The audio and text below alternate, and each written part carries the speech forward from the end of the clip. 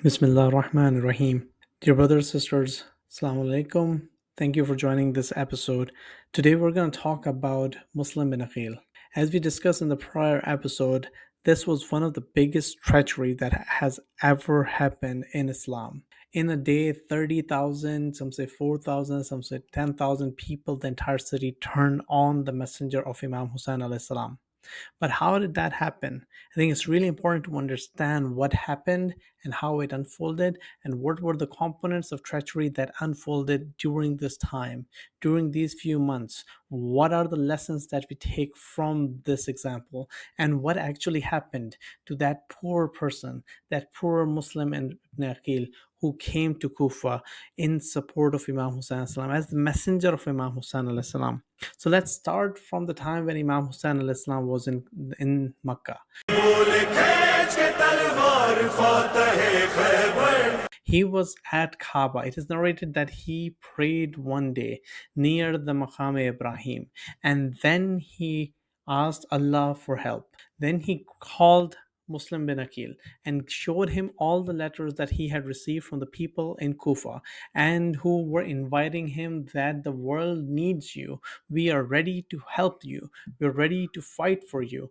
And the Imam alayhi salam at that point said, "O Muslim, please go to Kufa as my representative and ask and see what is happening over there. Are these people truthful in what they're saying, or are these people denying or just falsely claiming what they do not have in their hearts?" With that requirement, with that authority, Muslim bin Aqeel alayhi salam was asked to go to Kufa. He left Makkah. As he was leaving Makkah, there are narrations that him and Imam Hussein alayhi salam cried profusely. And Imam Hussein alayhi salam said, "I think this is the last time I'm meeting you, my brother.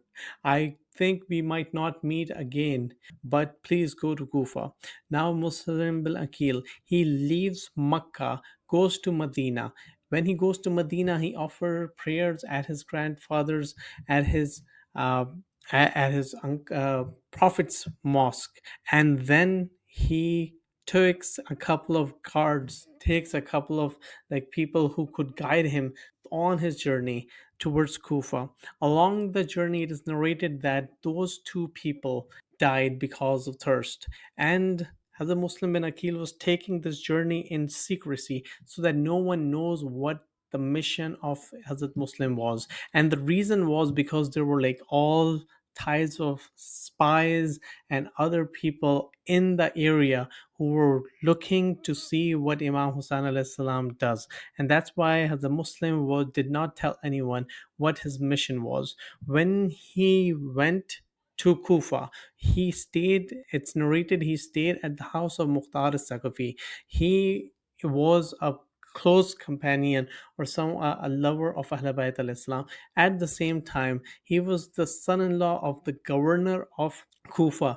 So at that point in his house, a lot of people came to Muslim and showed their and proved their allegiance, showed their support, till the point that as a Muslim got 18,000, something 30,000 confirmed allegiance, confirmed supporters. At that point, Hazrat Muslim, when he saw that these people had pledged allegiance to Imam Hussein Islam at the hands of Hazrat Muslim, he wrote a letter to Imam Hussein Islam, because in the beginning he showed the letter to everyone and said which Imam Hussein Islam had written, and which literally stated that this letter is from Hussein to the people of Kufa. I am sending Muslim to verify what you have sent me in the form of letters. If he writes me a letter that I see what I have been told as truth, then I will leave Makkah and come to Kufa, and I will preach according to the teachings of Allah. That letter, when he showed that letter to all the people of Kufa, the people of Kufa pledged allegiance to Hazrat Muslim for Imam Hussein alayhi salam. As he saw this support, he wrote a letter and said, "O Imam, Assalamu alaikum. Everything that you have been written and that you informed me about, I found it truthful. These people are ready to support you in bulk number. please come over to Kufa. As he sent this letter, in parallel, there was conspiracy, there was treachery, there was betrayal unfolding. How, you ask?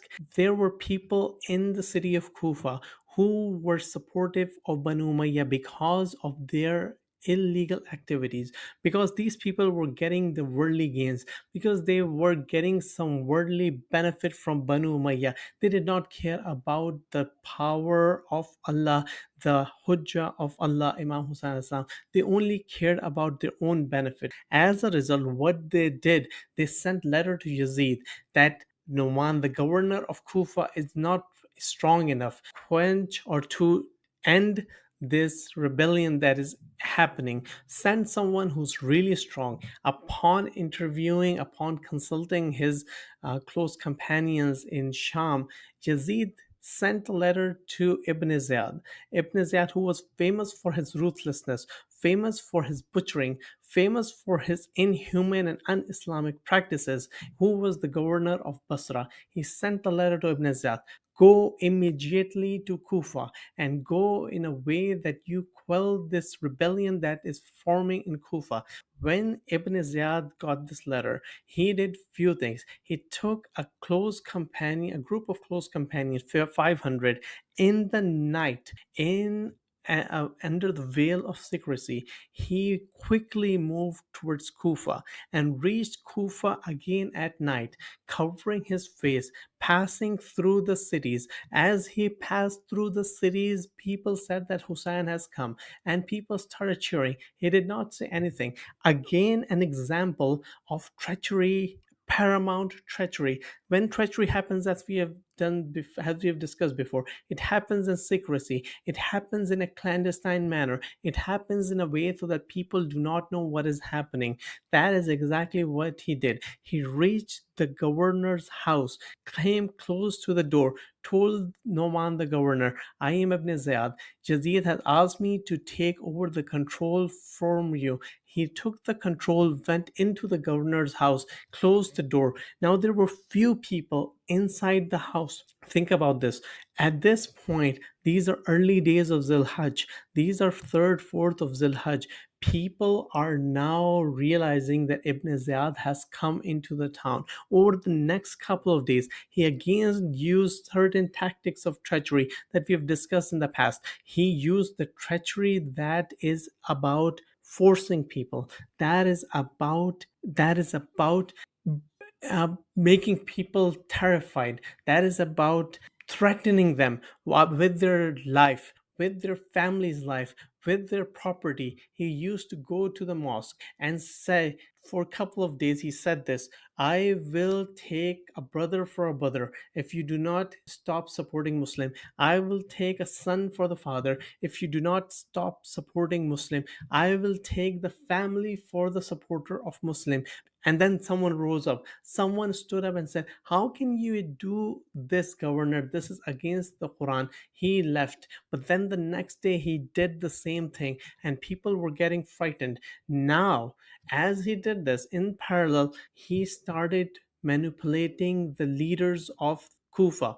At one point, he asked for Hazrat Hani. Hazrat Hani was sick, or at least he did not want to go to Ibn Ziyad, even though he had a big support of like 20, 30,000 people who were ready to fight with him, but he preferred to stay at home. At this point, Ibn Ziyad said, I am going to come to visit you at your home. He came to visit Hazrat Hani in the home.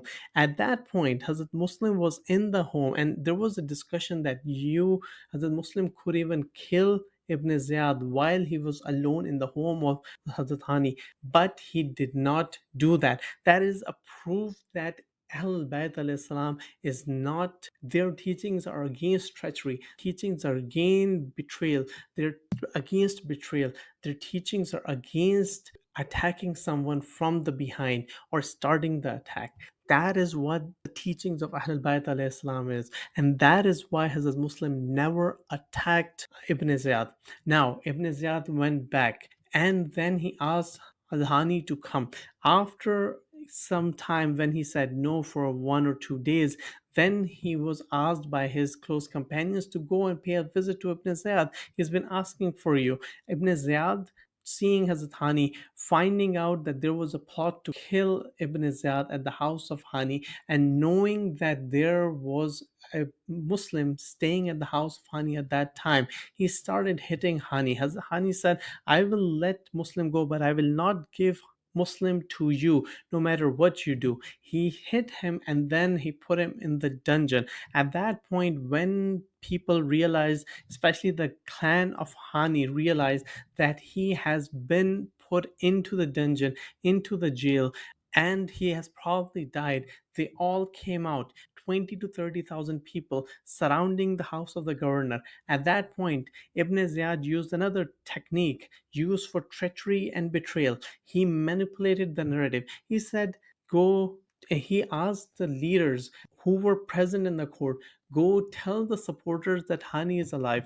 And Qadi Shurey, you go and check that Hani is alive, and then tell the people that Hani is alive. You don't have to worry. They did exactly that. They changed the narrative and just told that he was alive. All the supporters dispersed. Probably they did not even think about what could happen. And as part of that plot of treachery, Ibn Ziyad was able to deflect an army that was about to attack. At that point, Hazrat Muslim stood up. It was the day of the 8th of Zulhajj. He gathered all the people that who had pledged support. We are going to free Hani. We are going to take over Darul Amara. We are going to rule out or take out Ibn Ziyad. The house of the governor, the Darul Amara, the governorship was surrounded by the supporters of other Muslims. Some narrations say 4,000, some narrations say 30,000. During that time, when it was surrounded, what Ibn Ziyad did was another example of treachery and betrayal. He did three things. One, he forced the leaders who were with him to go and talk to their own clans who were part of the Muslim and tell them that the governor has given them protection. Come over. Tell them that we will give you land and property. Give them greed and tell them that if you do not listen, the army of Syria is coming, the Sham army of Yazid is coming. You will not be able to fight them. And when it comes, it will kill your family, it will kill your household, it will destroy your property. You will be left alone. At that point, people started moving out. People started leaving Hazrat Muslim.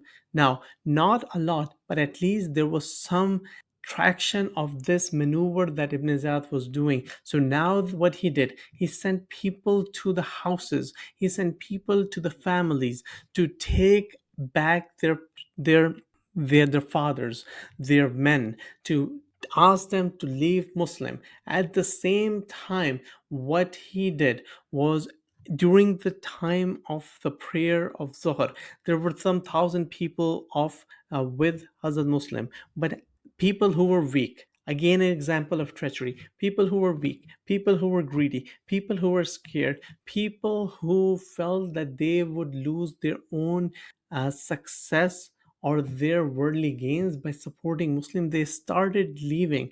By the time that the prayer of Maghrib came, the prayer started with few thousand people.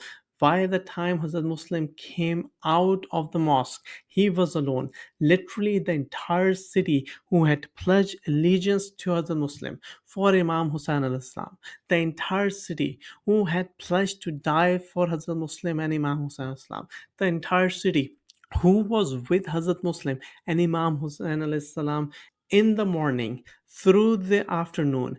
By the time the night fell on the 8th of Zilhajj, the entire city was empty. Hazrat Muslim was alone. At that point, Hazrat Muslim had one goal: try to leave the city, somehow leave the Kufa so that he can tell Imam Hussein Islam, do not come. The people of Kufa have betrayed you. The people of Kufa have forgotten their pledge. The people of Kufa will kill you when you come. They are not with you like they were not with your father. At that point, he couldn't find a place to leave the city. He was alone going from one place to another. On the night, he sat outside the house of this lady named Tua. This lady was standing outside looking for her son. He saw this man sitting outside the door. He asked, "Oh, brother, what do you want?" He said, "I want some food, some water." She brought some food, she brought some water, and said, "Oh, brother, please leave from here. The city is not a safe place. There are guards all everywhere. I do not want something happen at this place. Go to your family." Then the Muslim says, where should a person go who doesn't have any family? Where should he go who does not have any support in the city? The Dua asks, who are you? As a Muslim say, I am the brother of Hussein. I'm the messenger of Hussein. I'm Muslim bin Aqeel. At that point, that lady said, Dua, said, come inside. I'll give you shelter. He gave a room and was going into the room to take care of Hazrat Muslim, giving him food and everything. At that point, her son comes and he says, Mother, why are you going into that specific room again and again? She tells, do not worry about that. That's my job. You go and sleep. In the morning, when that person woke up, he found out that the person who everyone is looking for, Muslim, is in his house. He went to the governor's house. In At the same time, as a Muslim woke up and he was just sitting when Thoa enters the room and says, Muslim, you were not able to sleep? He said, I am about to leave your house. I saw a dream where Amir al-Mu'minin Ali ibn Abi Talib alayhi salam came and he said that Muslim, hurry up, hurry up. I think this is the last day. This is the last day of my life. That was the 9th of Arafah. On that particular day and that particular time, as he was getting ready, they heard the noise of horses and swords coming from the outside of the house of Thoa. As the Muslim came outside the house, he started fighting. He kept fighting to the point that the people who came to arrest as a Muslim, they were forced to ask for reinforcement. Upon which Ibn-e-Ziyad asked, why are you asking reinforcement? This is one person. They said, how can you say one person? He's the son. He's part of Bani Hashim. They're the most strongest and the bravest commanders and the warriors among all the Quraysh. And then they again betrayed him because they couldn't fight one on one. They attacked together. Because they couldn't fight attacking together, they dug a hole behind him and attacked from front so that he may be pushed towards the hole. When he was pushed into the hole, he fell into the hole. They started throwing stones at him, rocks at him. When he had his full face bloodied and his lips lips were separated because of the blow of a sword. At that point they said, okay, Muslim, stop fighting, we're gonna give you protection. At that point again they betrayed with the false promise. That was again an example of a betrayal of Hazrat Muslim committed by Muslims, the followers of the Prophet, the Banu Umayyah. At that point, what they did, they took him to the governor's house, and Ibn-e-Ziyad said, there is no protection. The only thing that you will get is punishment, and that is death. Hazrat Muslim said, okay, I know you're going to kill me. I have three requests for you. Three wills that I have. Please fulfill those. Ibn-e-Ziyad said, okay, tell me what are those wills. The first one he said was, I will that I have some loans. So take my sword and my protective gear, sell that and repay the loans. Second, he'll send a letter to Imam Hussein AS so that he doesn't come to Kufa. I've written a letter that the people of Kufa will support you. The people over here have betrayed him. They will not support him. And the third was, give me a proper burial. Ibn Ziyad asked the person to take him to the top of the governor's house.